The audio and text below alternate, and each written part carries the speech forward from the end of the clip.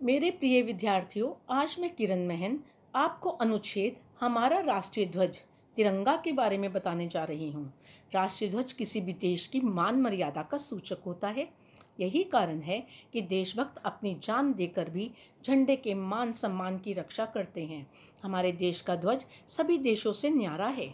इसे फहराता देखकर मन प्रसन्नता और गर्व से भर जाता है। हमारे राष्ट्रीय ध्वज में 3 रंगों की समानांतर पट्टियां हैं, इसलिए इसे तिरंगा भी कहते हैं। सबसे ऊपर केसरिया रंग है, बीच में सफ़ेद रंग की पट्टी है। इस पट्टी के बीचों बीच एक चक्र भी बना हुआ है। सबसे नीचे हरे रंग की पट्टी है। रंगों का यह मेल बड़ा ही मनमोहक लगता है। इन रंगों का एक विशेष अर्थ है। केसरिया रंग त्याग और बलिदान का प्रतीक है। यह हमें उन शहीदों की याद दिलाता है जिन्होंने अपने प्राण देकर हमें आज़ादी दिलाई। यह हम सभी को देश के प्रति कुर्बानी देने के लिए तैयार होने की याद दिलाता है और प्रेरणा देता है। सफ़ेद रंग शांति और भाईचारे का सूचक है। हरा रंग हमारी समृद्धि का प्रतीक है। हरे भरे लहराते खेत ही भारत की संपत्ति हैं और झंडे का हरा रंग उसी संपत्ति को प्रदर्शित करता है। बीच में चक्र का चिन्ह सारनाथ के बोध स्तंभ से लिया गया है। यह निरंतर सक्रिय रहने का संदेश देता है। भारत की राष्ट्रीय ध्वज में एक चक्र सुशोभित है। इसकी अभिकल्पना पिंगली वेंकैया ने की थी। इसे 15 अगस्त 1947 को अंग्रेजों से भारत की स्वतंत्रता के कुछ ही दिन पूर्व 22 जुलाई 1947 को आयोजित भारतीय संविधान सभा की बैठक में अपनाया गया था।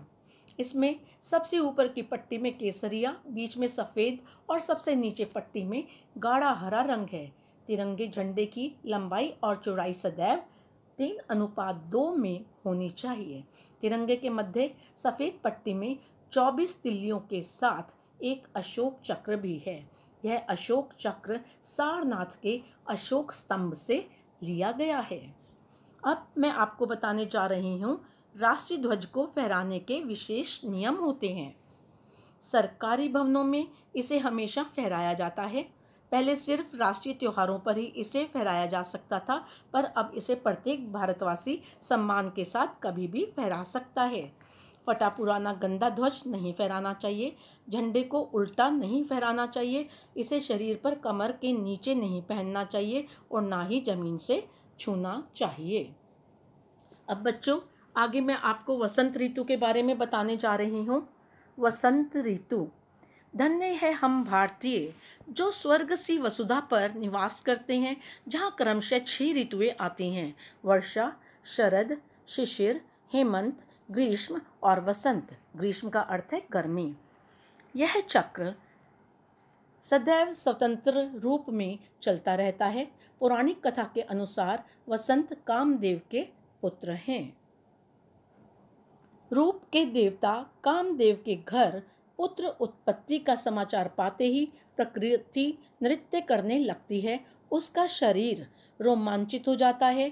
नव किस्ले अर्थात नए पत्ते रूप अंग प्रत्यंग में थिरकन भर देते हैं। विविध प्रकार के पुष्प, उनके आभूषण, हरियाली, वस्त्र, शांति, शीतल सुगंध, पवन, उसकी गति और कोयल की कूक उसका स्वर बन जाता है। वसंत का आगमन शरद ऋतु की समाप्ति के साथ आरंभ हो जाता है। वसंत ऋतु उल्लास एवं मादकता का प्रतीक है। वसंत पंचमी के दिन लोग पीले वस्त्र पहनते हैं। ऐसा माना जाता है कि इसी दिन विद्या की देवी माँ सरस्वती का जन्म हुआ था। महाकवि निराला जी की जयंती भी इसी दिन मनाई जाती है। अल्हड़ता और मस्ती से भरपूर होली का त्यौहार भी इसी ऋतु में मनाया जाता है तथा इसे फसल काटने का त्यौहार भी कहते हैं। जब फसलें खेतों में पक जाती हैं तो पंजाब में इसे बड़े ही उल्लास से मनाया जाता है। गरीबों के लिए तो वसंत ऋतु वरदान है। वास्तव में इसे ऋतुराज कहना पूर्णतः सार्थक है। धन्यवाद।